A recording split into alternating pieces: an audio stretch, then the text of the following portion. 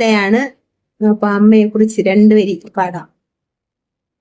ഒരു നിലവിളക്കുപോലകതാരിലെപ്പോഴും തെളിയുന്നൊരോർമ്മയാണമ്മ.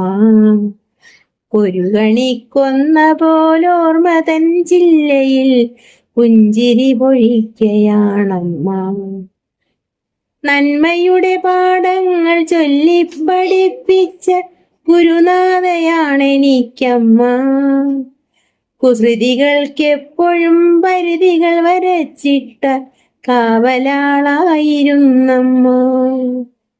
ഒരു മഴക്കാലത്തു മറുവാക്കു പറയാതെ പടിയിറങ്ങിപ്പോയൊരമ്മേ.